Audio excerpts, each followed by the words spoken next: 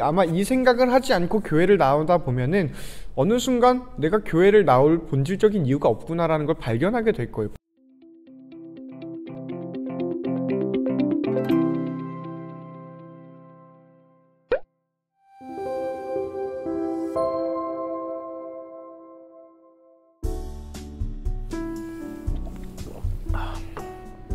반갑습니다. 중등부 친구들. 1월 15일 금요일 데일리 큐티 시간에 나오신 여러분들 진심으로 환영하고 축복하고 사랑합니다.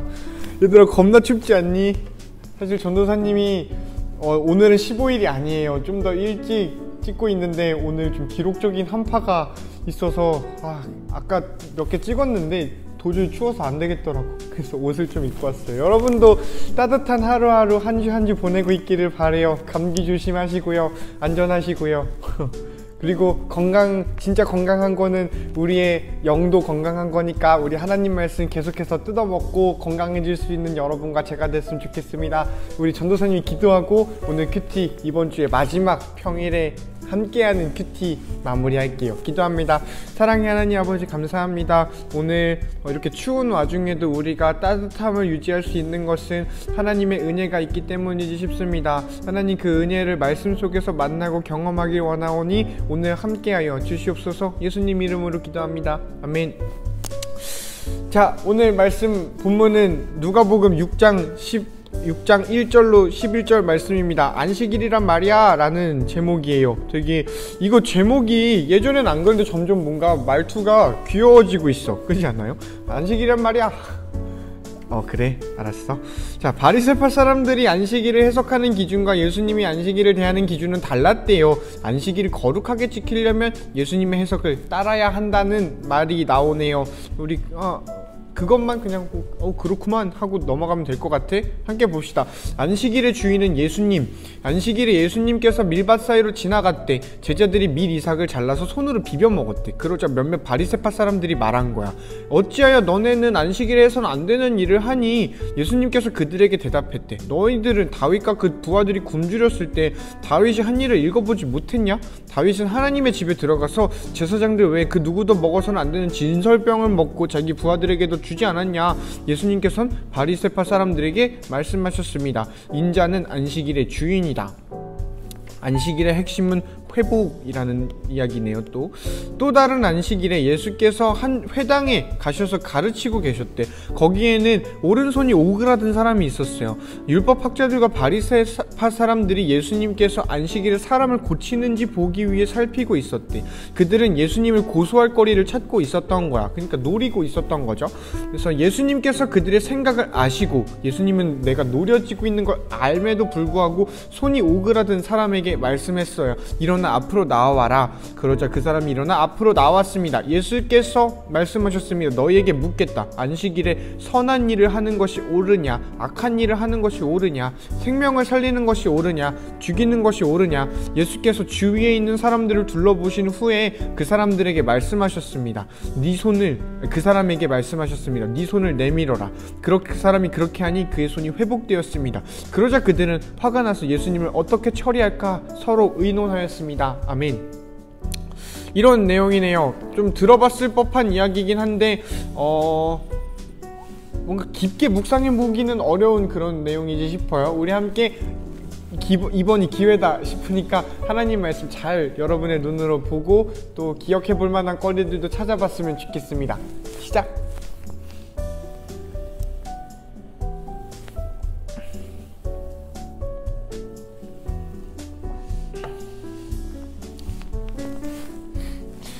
좀 봤나요? 오늘 말씀을 볼 때 여러분은 어디에 좀 마음이 가고 기억을 해와겠다라는 생각을 했는지 좀 궁금하네요. 오늘 본문은 더더욱 궁금한 것 같아. 항상 궁금했지만. 그래서 좀 이야기할 거는 있지요. 당연히 있지요. 인자는 안식일의 주인이다 라는 하나의 주제를 가지고서 우리가 이야기를 할 수 있겠다 싶은데, 이거는 설교하는 시간이 아니고 우리가 그냥 하나님 말씀 만나보는 시간이니까 그거는 좀 언수터블 하다라는 좀 적합하지 않다라는 생각이 들고요. 제일 하고 싶은 거는 너네는 어느 본문에 마음이 갔는지를 들어보는 건데, 들을 방법이 뭐가 있을까 좀 고민을 해봐야겠네요. 우리 같이 큐티 했으면 좋겠어요. 어쨌든 전도사님은 어느 곳에 마음이 갔을까? 한번 맞춰볼래? 아마 너네랑 크게 다를 것 같지는 않아요. 뭐냐면은 인자는 안식일 주인이다 라는 거랑 비롯해서, 이것에서 비롯해서 안식일에 선한 일을 하는 게 옳을까, 악한 일을 하는 게 옳을까, 생명을 살리는 게 옳을까, 죽이는 것이 옳을까 라는 예수님의 이 질문에서 우리가 같이 생각할 게 있을 것 같다는 생각이 들어요. 그러니까 당연히 이 질문은 사실 질문이 아니에요. 질문이라고 하면 너의 생각을 물어보고, 그리고 뭔가 그 대답을 듣는 대답에 대해서 논리적으로 생각해보고, 합리적으로 생각해보고, 또 감성적으로 생각해보고, 여러 가지를 따져봤을 때 저 대답은 되게 좋다, 의미가 있다라는 거를 판단하기 위함인데, 생명을 살리는 것, 죽이는 것, 그리고 선한 것, 악한 것, 이것 중에 하나를 고르라고 한다면 그 누가 악한 거를 고르고 그 누가 사람을 죽이는 걸 고르겠어요. 그러니 이거는 질문이라기보다는 어떤 확인, 재확인의 차원이겠다 싶은 게 있어요. 예수님은 재확인하는 거야. 안식일에 생명을 살리는 게 옳지 않냐? 안식일에는 선한 일을 행하는 게 옳은 것 아니냐? 라고 예수님이 재확인하고 있는 거겠다 싶어요. 왜냐면은 안식일의 본질은 회복, 그리고 생명, 선한 일을 행하는 것에 있기 때문이죠. 이 방금 전도사님이 지나가는 말로 본질이라는 말을 했는데 여러분들 많이 들어봤을 거야. 본질. 그러니까 우리가 실생활에서 많이 사용하지는 못하지만 않지만 본질이라는 말은 우리는 되게 많이 들어요. 그래서 좀 고리타분한 이야기가 될 수 있는데 이 본질에 대해서 잠깐 이야기를 해볼까 해. 오늘 전도사님이 여러분이랑 나누고 싶은 건 본질에 대한 거고요. 본질이라고 하면은 모두가 정의하기 나름이라고는 해요. 그리고 요즘에 막 온라인 예배가 이렇게 되면서 예배의 본질, 교회의 본질에 대해서 말을 하는 그런 것들이 많이 있죠. 전도사님은 그런 것들을 다 들어볼 필요가 있겠다 생각하고 비판적으로 우리가 같이 생각해 볼 필요가 있겠다 싶어요.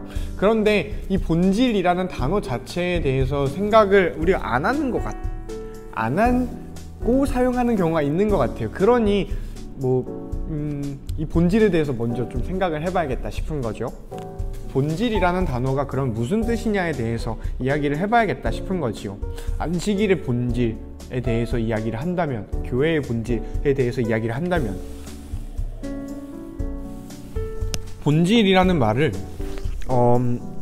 철학에서 시작이 됐다 그래요. 철학, 전도사님은 철학을 공부해 본 적이 없어서 정확하게는 모르지만 전도사님이 알아본 바에 의하면 플라톤이라는 아저씨에서부터 이 말이 되게 많이 사용이 됐다 그래. 에센시아라는 말인데요. 오늘 에센스라는 말로 우리가 많이 봐요. 헤어 에센스 하는 거 있잖아. 그 에센스예요.